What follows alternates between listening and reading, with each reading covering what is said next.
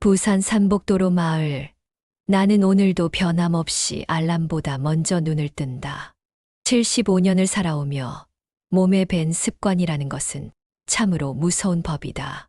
40년간 교직에 몸담으며 새벽마다 학교를 향해 걸었던 그 시간들이 아직도 내 몸을 깨우고 있다. 낡은 2층 집 창문을 열자 부산 앞바다가 희미하게 보인다.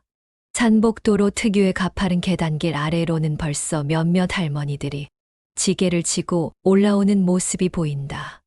이 동네에 온 지 벌써 5년. 처음엔 모든 것이 낯설었는데 이제는 이곳이 내 마지막 보금자리라는 생각이 든다. 오늘도 어김없이 마을 공부방을 열어야 한다. 우리 동네 아이들 12명이 방과 후면 이곳으로 몰려온다. 가난한 집 아이들이 대부분이다.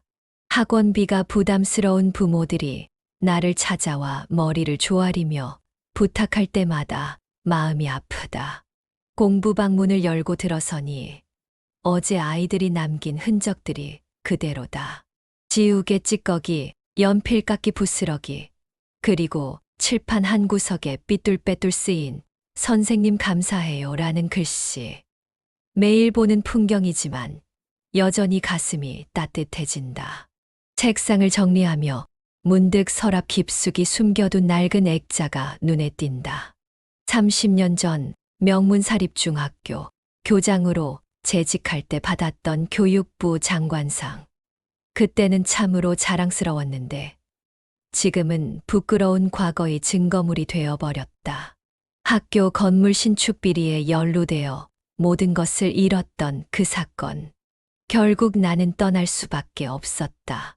점심시간이 지나자 첫 번째 아이가 공부방 문을 두드린다. 강민준, 12살. 이 동네에서는 보기 드문 단정한 옷차림의 아이다. 3개월 전부터 이곳에 나오기 시작했는데 다른 아이들과는 확연히 다른 분위기를 풍긴다. 말수는 적지만 공부에 대한 열정만큼은 대단하다. 오후 3시 아이들이 하나둘 모여들기 시작한다. 시끄럽고 어수선하지만 이 소음이 내게는 가장 큰 위안이다. 칠판에 수학 공식을 적어가며 설명하는 내 모습을 거울로 보면 여전히 그때 그 교사의 모습이다. 비록 화려한 교장실 대신 낡은 공부방이지만 아이들 눈에서 반짝이는 호기심의 빛은 예전과 똑같다. 저녁 6시가 되자 아이들이 하나씩 집으로 돌아간다. 민준이는 항상 마지막까지 남아있다. 오늘도 혼자 남은 그 아이에게 따뜻한 우유 한 잔을 건넸다. 아이는 고개를 숙인 채 작은 목소리로 중얼거린다. 선생님, 우리 동네가 없어진다는 게 정말인가요? 순간 가슴이 철렁했다.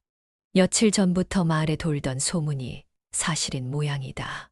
재개발 이야기. 이 오래된 삼복도로 마을을 헐고 아파트를 짓겠다는 계획 말이다. 누구한테 들었니? 아버지가 전화로 누군가랑 이야기하는 걸 들었어요. 보상금이 어떻고 주민들 설득이 어떻고.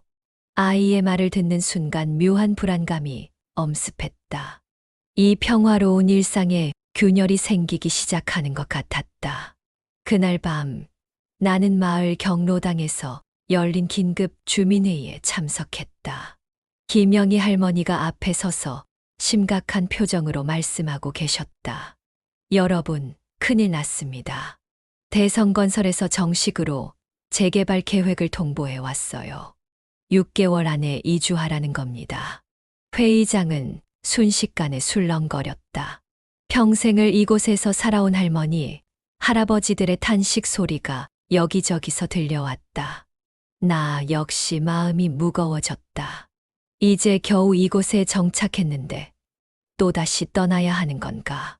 회의가 끝나고 집으로 돌아오는 길, 가로등 불빛 아래 한 남자가 서 있었다. 40대 중반쯤 되어 보이는 정장 차림의 사나이. 그는 나를 보더니 의미심장한 미소를 지었다. 안녕하세요, 박인수 선생님. 그 순간 등골이 서늘해졌다. 이 동네에서 나를 그렇게 부르는 사람은 없다. 모두 그냥 할아버지라고 부를 뿐이다. 누구신지요? 곧 만나 뵙게 될 겁니다. 아주 중요한 이야기가 있거든요. 남자는 그 말을 남기고 어둠 속으로 사라졌다. 나는 한동안 그 자리에 서서 그의 뒷모습을 바라보았다. 30년 전 그 사건 이후로 줄곧 평범하게 살아왔는데 이제 과거가 나를 찾아오는 건 아닐까. 그날 밤은 잠이 오지 않았다. 재개발 통보가 내려진 지 일주일이 지났다. 마을 분위기는 날로 무거워져만 간다. 평소 시끄럽게 골목을 뛰어다니던 아이들조차 조용해졌고 경로당에서 화투치며 웃음소리를 내던 할머니들도 한숨만 늘어놓는다. 나는 여전히 공부방을 열고 있지만 마음이 편치 않다. 아이들이 하나둘씩 이사를 준비한다며 나오지 않기 시작했다. 어제는 5명, 오늘은 3명만 왔다. 민준이만은 여전히 성실하게 나타나지만 그 아이의 표정도 예전 같지 않다. 오늘 오후 대성건설 직원들이 마을을 돌아다니며 주민들과 면담을 진행한다고 했다. 나도 오후 3시에 만나자는 연락을 받았다.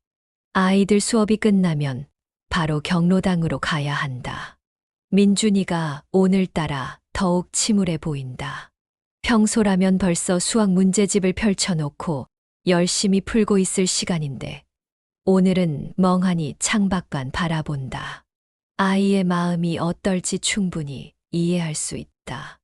이제 막 정착한 곳을 또 떠나야 한다는 것이 어른에게도 힘든 일인데 하물며 12살 아이에게야 오죽할까. 선생님도 이사하실 거예요. 아이의 작은 목소리가 조용한 공부방에 울려 퍼진다.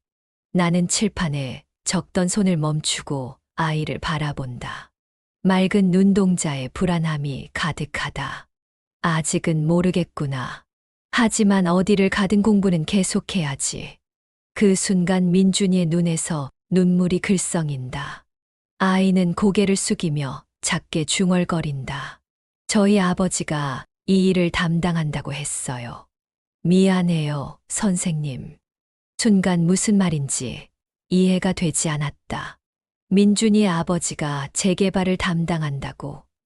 그렇다면 이 아이는 대성건설 직원의 자녀란 말인가? 왜 이런 외진 동네까지 와서 공부방에 다녔던 걸까? 오후 3시 나는 경로당으로 향했다. 건물 앞에는 검은색 승용차 한 대가 서 있었고 정장을 입은 남자 2명이 서류를 들고 기다리고 있었다. 그 중 한 명은 일주일 전 밤에 나를 불러 세웠던 그 남자였다. 경로당 안으로 들어서자 김영희 할머니가 불안한 표정으로 앉아 계셨다. 이미 몇 분의 주민들이 면담을 마치고 나간 후인 듯했다. 할머니의 얼굴이 평소보다 더욱 주름져 보였다. 박인수 선생님 맞으시죠? 정장 남자가 일어서며 명함을 건넸다. 대성건설 개발사업부 부장 강태민. 이름을 보는 순간 어디선가 들어본 것 같은 기분이 들었지만 정확히 기억나지는 않았다. 네, 맞습니다. 저희가 이번 재개발 사업을 담당하고 있습니다. 주민분들께 상황을 설명드리고 있어요. 강태민이라는 남자는 차분한 목소리로 재개발 계획을 설명하기 시작했다. 이 일대를 철거하고 30층 아파트 단지를 건설한다는 것, 주민들에게는 합리적인 보상을 제공한다는 것, 6개월의 유예 기간을 둔다는 것들, 모든 것이 매우 체계적이고 완벽해 보였다. 하지만 나는 그의 눈빛에서 무언가 다른 것을 느꼈다. 단순히 업무적인 면담이 아닌 개인적인 감정이 섞여 있는 것 같았다. 그는 나를 바라볼 때마다 묘한 표정을 지었다. 혹시 선생님께서는 교직에 계셨다고 들었는데 맞나요? 갑작스러운 질문에 나는 잠시 당황했다. 이런 자리에서 굳이 내 과거 직업을 물어볼 이유가 있을까? 예, 오래전 일이지만 어느 학교에 계셨는지 여쭤봐도 될까요? 서울 명진중학교였습니다. 그 순간 강태민의 얼굴에 미묘한 변화가 일어났다. 입꼬리에 스치는 차가운 미소, 그리고 눈빛의 변화. 그는 잠시 서류를 들여다보는 척하더니 다시 나를 바라봤다. 아, 그 유명한 명진중학교 말씀이시군요. 30년 전쯤에 큰 사건이 있었던. 그의 말이 끝나기도 전에 나는 온몸에 소름이 돋는 것을 느꼈다. 명진중학교 건물 신축 비리 사건. 내 인생을 송두리째 바꿔놓은 그 사건을 이 남자가 알고 있다는 것인가. 그 사건에 대해서는 더 이상 말하고 싶지 않습니다. 나는 최대한 차분한 목소리로 대답했지만 내심 동요하고 있었다. 30년이 지난 일을 왜 이 남자가 알고 있을까? 그리고 왜 지금 이 자리에서 꺼내는 걸까? 면담이 끝나고 나는 집으로 돌아왔다. 마음이 복잡했다. 단순한 재개발 사업이 아닌 것 같은 불길한 예감이 들었다.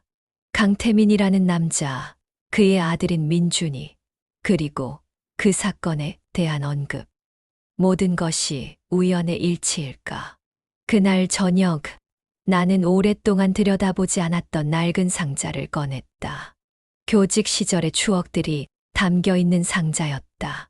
교육부 장관상, 제자들이 보내준 편지들, 그리고 신문 스크랩들. 그 중에서도 내 손을 멈추게 한 것은 30년 전 명진중학교 사건을 다룬 신문 기사였다. 명진중 교장, 건축비리 연루 의혹으로 사임.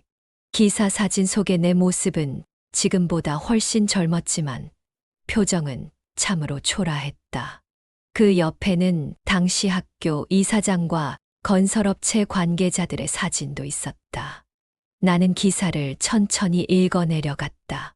그때 한 구절이 눈에 띄었다. 이번 사건으로 명진중학교의 자녀를 보낸 학부모들의 분노가 하늘을 찌르고 있다. 특히 강씨성을 가진 한 학부모는 아이의 미래를 망쳤다며 격분을 감추지 못했다. 강씨, 강태민. 설마 그때 그 학부모의 아들이 지금의 강태민인 것일까? 30년이라는 세월이 흘렀지만 복수심은 그대로 남아 있었던 것일까? 나는 천천히 신문을 접었다. 이제 상황이 어느 정도 정리되는 것 같았다. 이번 재개발은 단순한 사업이 아니다. 강태민이라는 남자가 원한을 갚기 위해 벌이는 개인적인 복수극일 가능성이 높다. 그렇다면 민준이는 어떤 심정일까? 자신의 아버지가 존경하는 선생님을 괴롭히고 있다는 사실을 알고 있을까? 아니면 단순히 재개발 때문에 이사해야 한다고만 생각하고 있을까? 밤이 깊어가도 잠이 오지 않았다. 창밖으로 보이는 부산 앞바다의 불빛들이 평소보다 더욱 멀게 느껴졌다. 예전의 과오가 이제 와서 다시 내 앞에 나타났다. 이번에는 어떻게 감당해야 할까? 재개발 통보 후 보름이 지났다. 마을은 이제 완전히 다른 분위기가 되었다. 매일 대성건설 직원들이 와서 주민들을 만나고 있고 이미 절반 가까운 집들이 빈집이 되어버렸다. 나는 여전히 공부방을 열고 있지만 이제 나오는 아이는 민준이 혼자뿐이다. 오늘 아침 일찍 김영희 할머니가 찾아왔다. 평소와 달리 매우 심각한 표정이었다. 할머니는 내 손을 꼭 잡으며 걱정스러운 목소리로 말씀하셨다. 인수야, 이상한 소문이 돌고 있어. 대성건설에서 특별히 너만 노리고 있다는 얘기가. 할머니의 말을 들으며 나는 이미 예상하고 있던 일이 현실이 되고 있음을 느꼈다. 강태민이 단순히 재개발 사업만을 위해 이곳에 온 것이 아니라는 확신이 더욱 강해졌다.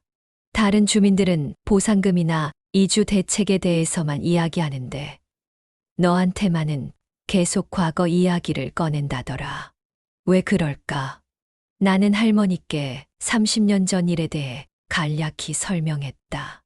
명진중학교에서 있었던 건축비리 사건, 그리고 그 과정에서 내가 억울하게 연루되어 모든 것을 잃었던 이야기. 할머니는 내 말을 듣고 나서야 상황을 이해했다는 표정을 지었다. 그럼 그 강태민이라는 사람이 복수하려고 일부러 이런 일을. 할머니의 말이 끝나기 전에 공부방 문이 열렸다. 민준이가 평소보다 일찍 도착했다. 그런데 오늘 아이의 표정이 매우 어두웠다. 어젯밤 무슨 일이 있었는지 눈이 빨갛게 부어 있었다. 김영희 할머니는 민준이를 보더니 조용히 나가셨다. 나는 아이에게 따뜻한 우유를 준비해 주면서 무슨 일인지 조심스럽게 물어보려 했다. 하지만 아이는 고개만 숙인 채 아무 말도 하지 않았다. 오후 2시쯤 갑자기 공부방 문이 거칠게 열렸다. 강태민이 혼자 들어왔다. 평소의 차분한 모습과는 달리 얼굴에 분노가 역력했다. 그는 민준이를 보더니 나가라는 손짓을 했다. 아이는 무서워하며 가방을 챙겨 밖으로 나갔다. 이제 공부방에는 나와 강태민만 남았다. 그는 의자에 앉더니 나를 똑바로 바라보며 입을 열었다. 박인수 씨, 당신을 오랫동안 기다렸습니다. 그의 목소리에는 오랫동안 억눌러온 분노가 담겨 있었다. 나는 그제야 모든 것이 확실해졌음을 느꼈다. 이 모든 것이 우연이 아니었다. 재개발도, 민준이가 내 공부방에 오게 된 것도 모든 것이 계획된 일이었다. 30년 전 당신 때문에 우리 가족이 어떻게 되었는지 아십니까? 강태민은 주머니에서 낡은 사진 한 장을 꺼내 보였다. 흑백 사진 속에는 젊은 부부와 어린 아이가 함께 찍혀 있었다. 아이는 민준이를 닮아 있었다. 아마 어린 시절의 강태민인 듯 했다. 아버지는 명진중학교 건축비리 사건이 터진 후 모든 사업을 잃었습니다. 그 충격으로 어머니는 병에 걸리셨고 우리 가족은 하루아침에 빈털터리가 되었어요. 나는 그의 말을 듣고 가슴이 무거워졌다. 그 사건으로 피해를 본 것은 나뿐만이 아니었다. 많은 사람들이 상처를 입었고 그 중에는 이렇게 어린 아이도 있었던 것이다. 당신은 그저 교장직에서 물러나는 것으로 끝났지만 우리는 모든 것을 잃었습니다. 아버지가 돌아가시고 어머니마저 세상을 떠난 후 저는 혼자가 되었어요. 강태민의 눈에서 눈물이 글썽였다. 40대 중반의 성공한 사업가가 아닌 상처받은 어린 아이의 모습이 그 순간 겹쳐 보였다. 그래서 평생을 준비했습니다. 당신을 찾아내서 복수하는 날을 꿈꾸며 살아왔어요. 건설회사에서 일하게 된 것도, 이 사업을 담당하게 된 것도 모든 것이 당신을 위한 것이었습니다. 나는 더 이상 할 말이 없었다. 30년 전 내가 연루된 그 사건이 한 가정을 완전히 파괴했다는 사실을 이제야 알게 된 것이다. 비록 내가 의도한 일은 아니었지만 결과적으로는 내 책임이기도 했다. 하지만 이상한 일이 생겼습니다. 강태민의 목소리가 갑자기 달라졌다. 분노에서 혼란으로 바뀐 것 같았다. 민준이가 매일 집에 와서 선생님 이야기를 해요. 얼마나 친절하신지, 얼마나 훌륭한 분인지. 그 아이는 선생님을 정말 존경하고 있어요. 그 말을 듣는 순간 나는 가슴이 먹먹해졌다. 민준이가 내가 누구인지도 모른 채 나를 믿고 따라왔다는 사실이 더욱 마음을 아프게 했다. 어젯밤 민준이에게 모든 걸 말했습니다. 당신이 누구인지, 우리 가족에게 무슨 일이 있었는지, 그 아이가 얼마나 충격받았는지 아세요? 강태민은 고개를 감싸며 깊은 한숨을 내쉬었다. 복수를 위해 오랜 세월 준비했지만 정작 그 순간이 오니 혼란스러워하는 모습이었다. 민준이는 자기 때문에 선생님이 괴로우실까봐 걱정하고 있어요. 어린 아이가 어른들의 복잡한 사정 때문에 고민해야 하는 게 맞나요? 나는 일어서서 창문으로 다가갔다. 밖에서는 민준이가 계단에 앉아 있는 모습이 보였다. 아이의 작은 어깨가 떨리고 있었다. 아마 울고 있는 것 같았다. 강 부장님, 30년 전 일에 대해서는 제가 할 말이 없습니다. 비록 제가 직접적인 가해자는 아니었지만 결과적으로 당신 가족에게 큰 상처를 입힌 것은 사실이니까요. 나는 천천히 돌아서서 강태민을 바라보았다.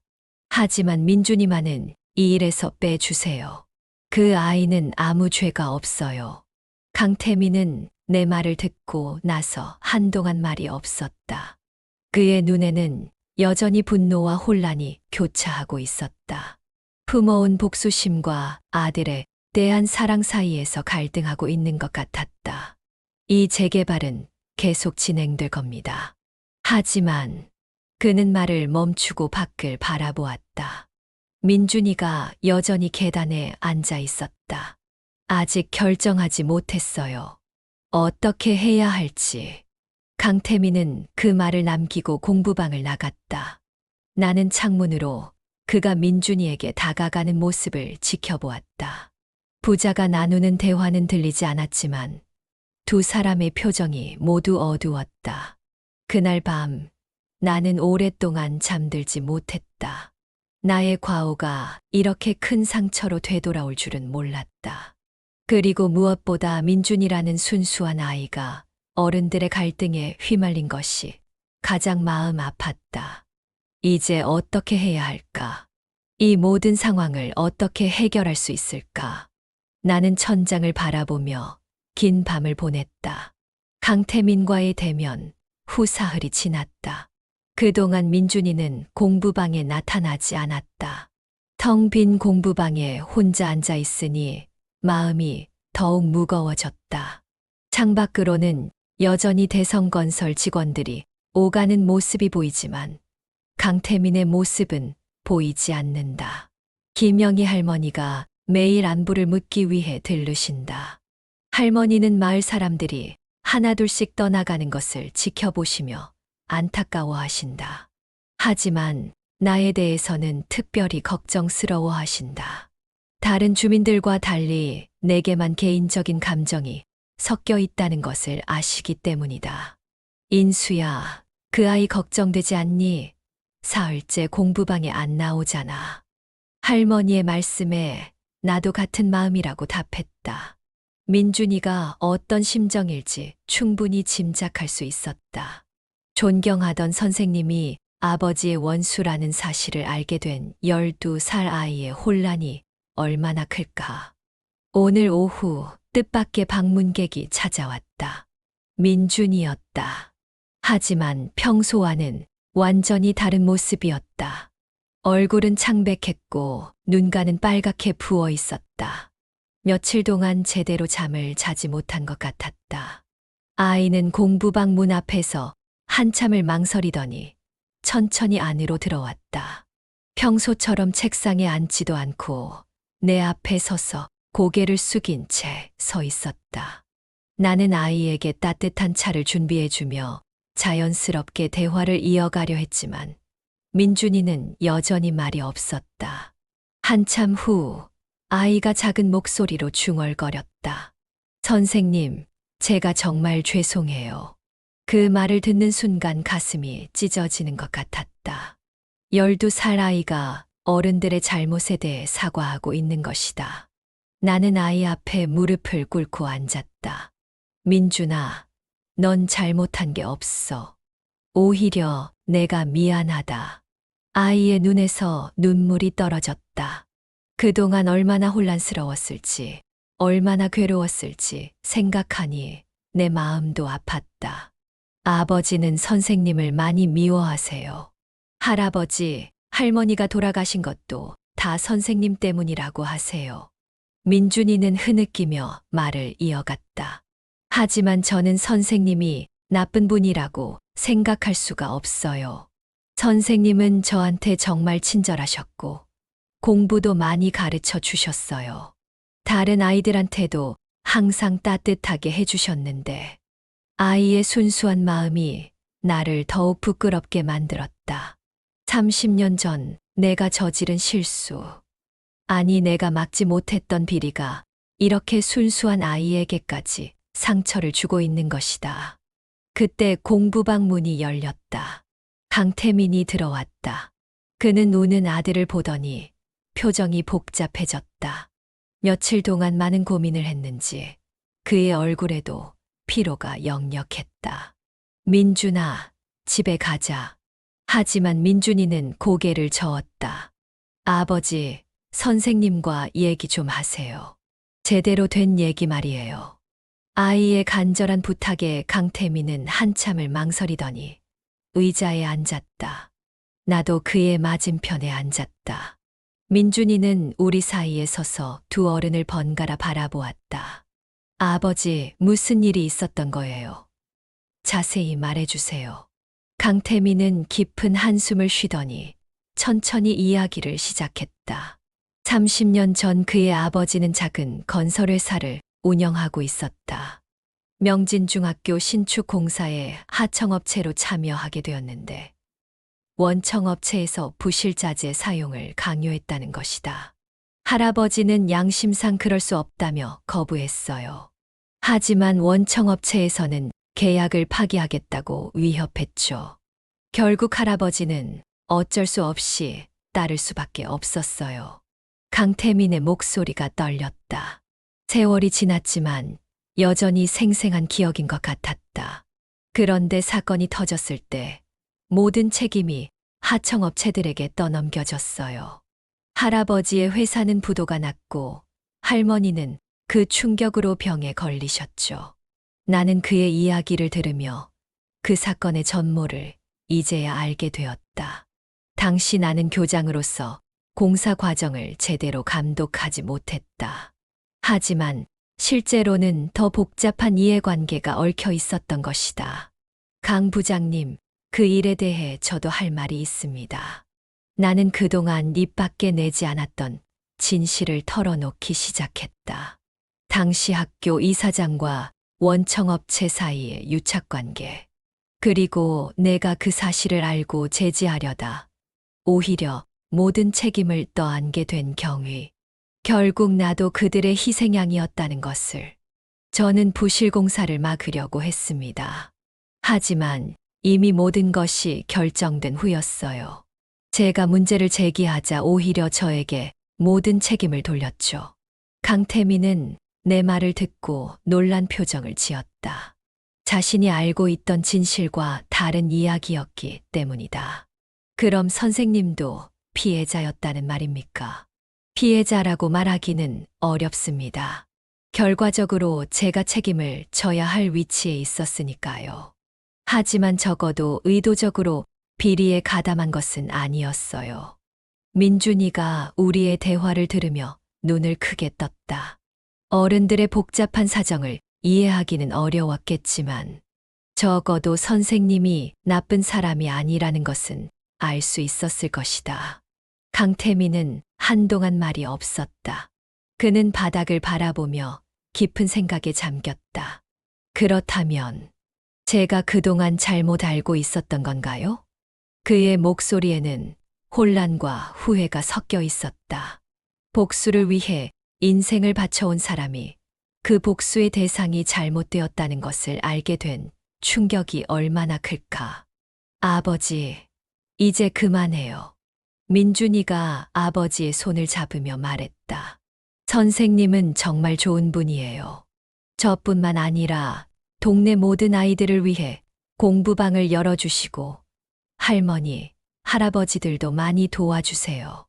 복수 같은 건 그만두고 우리 그냥 행복하게 살아요. 12살 아이의 간절한 부탁이 두 어른의 마음을 움직였다. 강태민의 눈에서 눈물이 흘러내렸다. 복수보다 소중한 것이 무엇인지 아들을 통해 깨닫게 된 것 같았다. 그날 오후 강태민은 재개발 계획을 전면 재검토하겠다고 말했다. 주민들의 의견을 더 수렴하고 보상 조건도 대폭 개선하겠다는 것이었다. 무엇보다 나에 대한 개인적인 감정은 완전히 접어두겠다고 약속했다. 선생님, 정말 죄송했습니다. 잘못 생각하고 있었어요. 강태민이 깊이 고개를 숙였다. 나도 그에게 사과했다. 비록 의도하지 않았다 하더라도 그의 가족에게 상처를 입힌 것은 사실이었으니까. 민준이는 우리를 번갈아 보며 환하게 웃었다. 아이의 순수한 마음이 30년간의 오해와 원한을 녹여낸 것이다. 그날 밤 나는 오랜만에 평안한 잠에 들 수 있었다. 강태민과의 화해 후 한 달이 지났다. 마을의 분위기는 완전히 달라졌다. 처음에는 모든 것을 잃을 뻔했다고 생각했던 주민들이 이제는 새로운 희망을 품기 시작했다.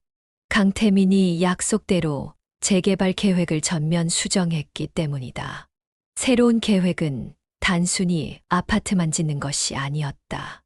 마을의 역사와 문화를 보존하면서 주민들이 계속 살 수 있는 복합 주거단지를 만들겠다는 것이었다. 무엇보다 마을 한가운데에는 제대로 된 교육시설을 만들겠다고 했다. 민준이는 이제 매일 공부방에 나온다. 아이의 얼굴에는 예전의 밝은 미소가 되돌아왔다. 다른 아이들도 하나둘씩 다시 찾아오기 시작했다. 이사를 준비하던 가족들도 새로운 계획을 듣고 마음을 바꾸었다. 선생님, 아버지가 내일 마을 주민들과 회의한다고 해요. 새로운 계획을 자세히 설명해 드린대요. 민준이가 신이 나서 말했다.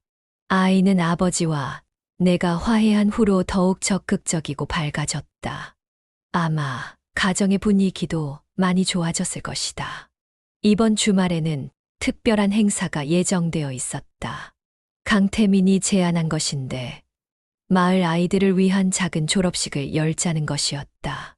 비록 공부방이 곧 문을 닫게 되지만 그동안 함께했던 시간을 기념하고 새로운 시작을 축하하는 의미에서였다. 김영희 할머니는 이 소식을 듣고 매우 기뻐하셨다. 마을 부녀회 사람들과 함께 행사 준비를 도와주겠다고 나서셨다. 할머니는 요즘 얼굴에 생기가 돌았다. 마을이 없어질지도 모른다는 불안감에서 벗어났기 때문이다. 인수야, 정말 다행이다. 내가 그 아이를 잘 가르쳤기에 이런 기적이 일어난 거야. 할머니의 말씀을 들으며 나는 교육의 힘을 다시 한번 느꼈다. 민준이라는 한 아이가 어른들의 갈등을 해결하는 열쇠가 되었던 것이다. 아이의 순수한 마음과 올바른 판단력이 30년간의 오해를 풀어낸 것이다. 졸업식 준비가 한창일 때 뜻밖의 손님이 찾아왔다. 서울에서 온 중년 여성이었는데 자신을 교육청 장학사라고 소개했다. 그녀는 이곳의 상황을 듣고 직접 찾아왔다고 했다. 박인수 선생님의 교육 이력을 보고 놀랐습니다. 40년간 교직에 계시면서 수많은 제자를 길러내셨더군요. 비록 힘든 일을 겪으셨지만 그 후에도 계속 아이들을 가르치셨다는 것이 대단합니다. 장학사의 말을 들으며 나는 부끄러웠다. 나는 단지 할 수 있는 일을 했을 뿐인데 너무 과분한 평가를 받는 것 같았다. 혹시 새로운 교육시설이 완성되면 정식으로 참여하실 의향이 있으신지요? 교육청에서도 이런 사례를 적극 지원하고 싶습니다. 예상치 못한 제안이었다. 나는 이미 75세의 나이에 새로운 도전을 할 수 있을지 의문이었다. 하지만 마음 한편으로는 다시 한번 아이들을 가르칠 수 있다는 설렘도 있었다. 졸업식 당일 마을 경로당은 축제 분위기였다. 비록 졸업하는 아이들은 12명에 불과했지만 마을 주민들이 모두 모여 함께 축하해 주었다. 김영희 할머니를 비롯한 부녀회 분들이 정성껏 준비한 음식도 풍성했다. 강태민도 가족과 함께 참석했다. 그의 아내와 만나는 것은 처음이었는데 매우 따뜻하고 선량한 분이었다. 그녀는 남편으로부터 모든 사정을 들었다며 나에게 깊이 인사했다. 선생님 덕분에 우리 가족이 진짜 행복을 찾았어요. 민준이가 매일 선생님 이야기만 해요. 아이들은 새 옷을 입고 얼굴에 환한 미소를 지었다. 비록 작은 공부방에서의 졸업식이었지만 아이들에게는 소중한 추억이 될 것이다. 나는 아이들 한 명 한 명에게 손수 만든 졸업장을 주었다. 여러분, 비록 이곳에서의 공부는 끝나지만 진짜 공부는 이제부터 시작입니다. 어디를 가든 열심히 공부하고 착한 마음을 잃지 마세요. 내 말을 듣고 아이들이 박수를 쳤다. 몇몇 아이들은 눈물을 흘렸다. 나도 모르게 목이 메어 더 이상 말을 잇지 못했다. 민준이가 대표로 나와서 인사말을 했다. 아이는 떨리는 목소리로 말했다. 선생님, 저희를 가르쳐 주셔서 정말 감사해요. 선생님이 아니었다면 저희 가족도 마을도 모두 불행했을 거예요. 선생님께서 보여주신 따뜻함과 용서하는 마음을 저희도 배우겠어요. 아이의 말에 참석한 모든 사람들이 감동했다. 강태민의 눈에서도 눈물이 흘러내렸다. 그는 아들이 이렇게 훌륭하게 자라준 것에 대해 고마워했다. 행사가 끝난 후 강태민이 나에게 다가왔다. 그의 손에는 작은 선물 상자가 들려 있었다. 선생님께 드리고 싶은 게 있어요. 상자를 열어보니 그 안에는 작은 열쇠가 들어 있었다. 강태민은 미소를 지으며 설명했다. 새로 지을 교육시설의 열쇠입니다. 선생님께서 계속 아이들을 가르쳐 주셨으면 해요. 이번에는 제대로 된 환경에서 말이에요. 나는 그 작은 열쇠를 바라보며 가슴이 벅차올랐다. 30년 전 모든 것을 잃었다고 생각했는데 이제 새로운 기회가 다시 주어진 것이다. 감사합니다. 하지만 제 나이는 중요하지 않아요. 중요한 건 마음이죠. 선생님의 마음은 여전히 젊으니까요. 그날 밤 나는 마을을 내려다볼 수 있는 언덕에 올라갔다. 부산 앞바다의 불빛들이 반짝이고 있었다. 5년 전 이곳에 왔을 때는 인생의 마지막 장이라고 생각했는데 이제는 새로운 시작이 될 것 같았다. 손에 들린 작은 열쇠가 달빛에 반짝였다. 이 열쇠로 열게 될 새로운 문 너머에는 또 다른 아이들이 기다리고 있을 것이다. 나이는 들었지만 여전히 배우고 성장하고 싶어 하는 아이들. 따뜻한 관심과 올바른 교육이 필요한 아이들이. 김영희 할머니의 말씀이 맞았다. 이 모든 것이 기적이었다. 하지만 그 기적을 만든 것은 특별한 힘이 아니라 교육의 힘이었다. 한 아이를 제대로 가르치는 것이 얼마나 큰 변화를 만들어낼 수 있는지 다시 한번 깨달았다. 민준이가 보여준 용기와 지혜, 강태민이 보여준 변화와 성장, 그리고 마을 사람들의 따뜻한 마음. 이 모든 것이 하나로 어우러져 만들어낸 아름다운 결말이었다. 75세의 나이에 다시 시작하는 새로운 인생. 두렵기도 하지만 설레기도 하다. 앞으로 또 어떤 아이들을 만나게 될지, 또 어떤 기적을 함께 만들어낼지 기대된다. 언덕에서 내려오며 나는 마음속으로 다짐했다. 살아있는 동안 계속해서 아이들을 가르치고 사랑하고 희망을 심어주겠다고. 그것이 바로 진정한 교육자의 마지막 사명이라고.